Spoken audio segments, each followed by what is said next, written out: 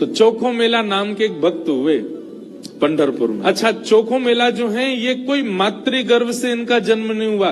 तो चोखो मेला जी जो थे, इनका जन्म कैसे हुआ? इनके माता पिता वे एक ब्राह्मण थे। तो विप्र कुल के दो दंपति दोनों नित्य एकादशी पर श्री पंडरीनाथ भगवान का दर्शन करने जाते थे। एक दिन की बात पंडित जी के मन में आया कि हम श्री पंडरीनाथ भगवान का भोग लगाने के लिए कुछ आम ले चलें।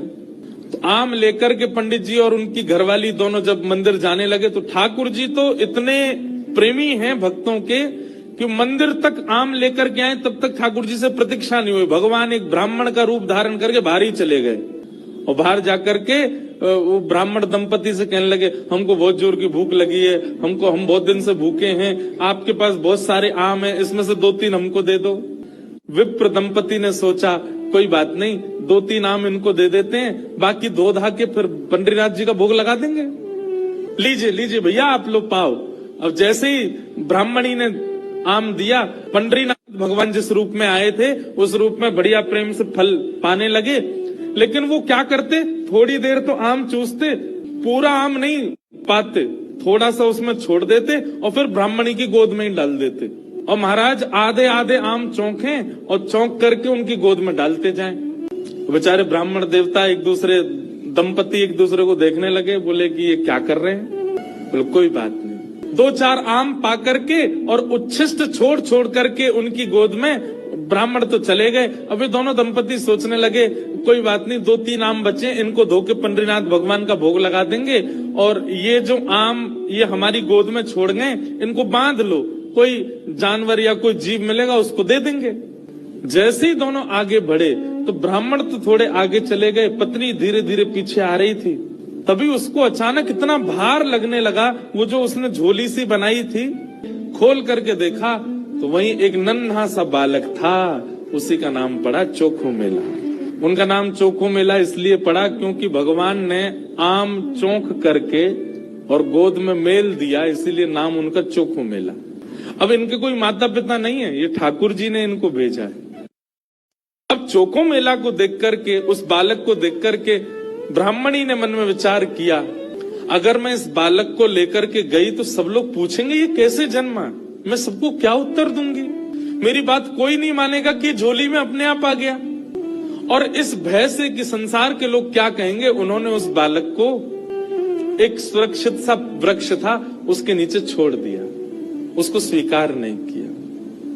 तभी कुछ चर्मकार वहां से निकल रहे थे, उनमें से एक की दृष्टि पड़ी और उस रोते हुए बालक को देख करके उन्होंने उसको स्वीकार किया और भगवत प्रसाद मान करके एक चर्मकार परिवार ने चोखो मेला जी का पालन पोषण किया। धीरे धीरे वो बड़े हुए।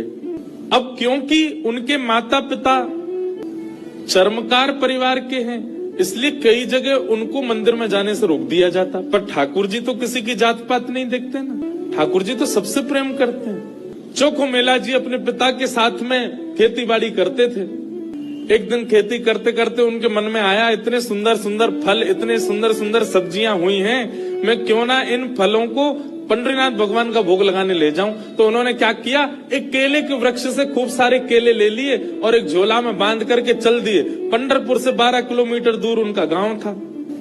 जैसे ही पहुंचे पंढरपुर, इतने आनंद में भर गए कि उन्होंने विचार ही नहीं किया। बहुत लोगों ने रोकने का प्रयास किया कि इनको मंदिर में ना घुसने दिया जाए, ये अधिकारी नहीं है, लेकिन वो तो इतने भाव में आ गए कि वो घुसते ही चले गए। और जैसे भीतर पहुंचे महाराज, लोगों ने घेर करके चोखो मेला जी को पीट दिया, बहुत मारा, उनके वस्त्र फाड़ दिए, सिर में चोट लगी, हाथ में चोट लगी, पैरों में चोट लगी, सब जगह इतना जख्म दे दिया। चोखो मेला जी रोते रोते वापस आ गए। पंडरीनाथ भगवान को भोग नहीं लगा पाए।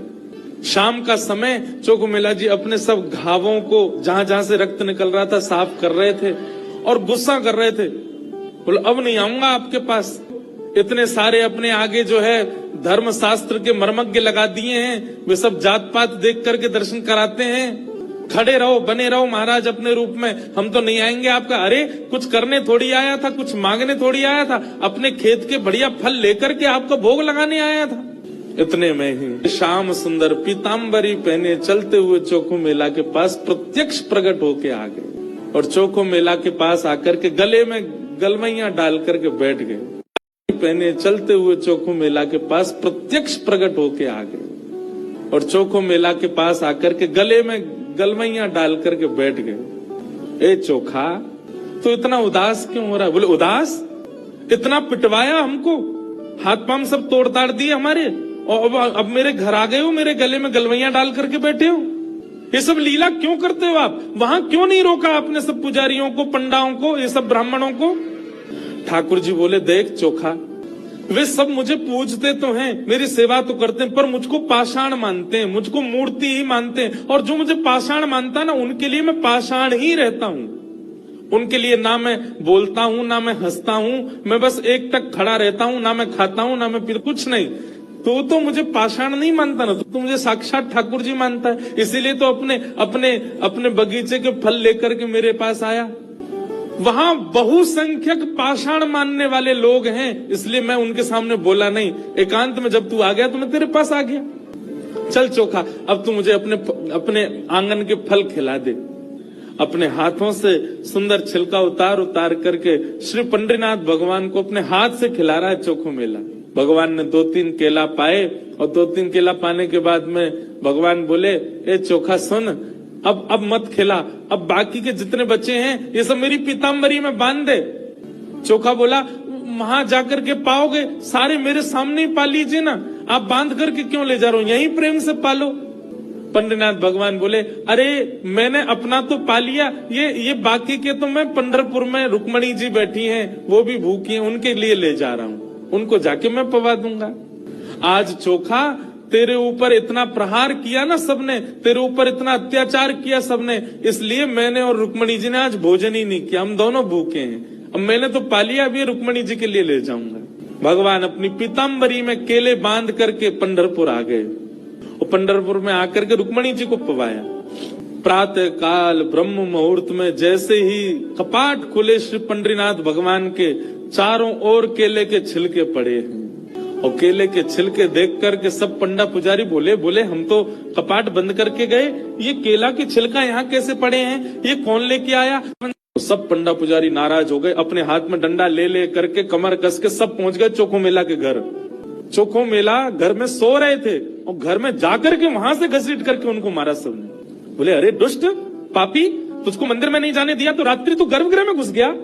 चोखो मेला पिटते रहे, नेत्रों से आंसू बहाते रहे, जय हो पंडरीनाथ, कैसी लीला करते हो, सुबह पिटवाते हो, रात में आकर के खा जाते हो मेरे हाथ से।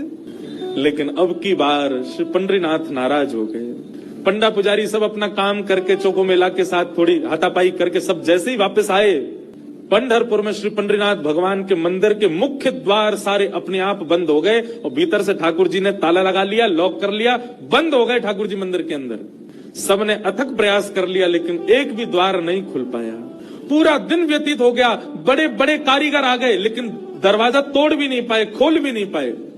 तब अंत में सबको लगा हमने कोई अपराध किया है। चारों ओर पंडा पुजारी और बड़े बड़े वेदज्ञ, बड़े बड़े मनीषी सब बैठ गए, हाथ जोड़ करके पंडरीनाथ भगवान की स्तुति गाने लगे। बोले, नाथ हमसे कोई अपराध हुआ तो आप हमें बताएं, दंड दे दें, लेकिन इस प्रकार नाराज होकर मत बैठो। तभी मंदिर के भीतर से भगवान ने रुग्ण स्वर में, रोते हुए स्वर में भगवान की आवाज आई। बोले, अरे तुम बनते हो बहुत बड़े विद्वान, बहुत बड़े मनीषी, बहुत बड़े ज्ञानी, बहुत बड़े जात पात के नियोजन करता, मेरे भक्त का अपमान करते हो, मेरे भक्त को मारते हो, मेरे भक्त के साथ दुराचार करते हो, नहीं देना मुझे किसी को दर्शन। और अब जब तक पृथ्वी है तब तक यह मंदिर बंद ही रहेगा, मैं भीतर ही रहूंगा। जो मेरे परम वैष्णव भक्त होंगे उनके लिए द्वार खुलेंगे, वो अंदर आएंगे, बाकी सब बाहर। वैष्णवों ने प्रणाम करके कहा, नाथ ऐसे नाराज मत होइए, आप बताइए हमसे क्या अपराध हो गया है, उसका प्रायश्चित कैसे होगा। भगवान बोले, मेरे चोखो मेला को जिस प्रकार तुम लोगों ने सबने जुट बना करके जाकर के उसको मारा है, अब तुम सभी वेदज्ञ, तुम सभी ब्राह्मण, तुम सभी श्रेष्ठ जन पालकी सजा के लेके जाओ, और चोखो मेला को बिठा करके नाचते गाते उत्सव जैसे एक मेरी पालकी सवारी निकालते हो, ऐसे चोखो मेला की सवारी पूरे नगर में घुमाते हुए मेरे सामने लेकर के आओ, तब मेरे द्वार खुलेंगे, तब मैं तुमको क्षमा करूंगा, नहीं तो नहीं करूंगा। भगवान की आज्ञा मान करके गए और चोखो मेला जी को जाके प्रणाम किया। एक दिव्य सिंहासन से युक्त पालकी में चोखो मेला जी को विराजमान करके नाचते गाते हुए आनंद करते हुए उत्सव, जैसे ठाकुर जी का उत्सव मनता उससे भी अधिक उत्सव मनाते हुए चोखो मेला को लेकर के आए। और जैसे ही पंडरीनाथ भगवान के सामने पालकी पहुंची, अपने आप मंदिर के सारे द्वार खुल गए और मानो आज लग रहा था कि भक्त भगवान का नहीं, भगवान भक्त का दर्शन कर रहे हैं।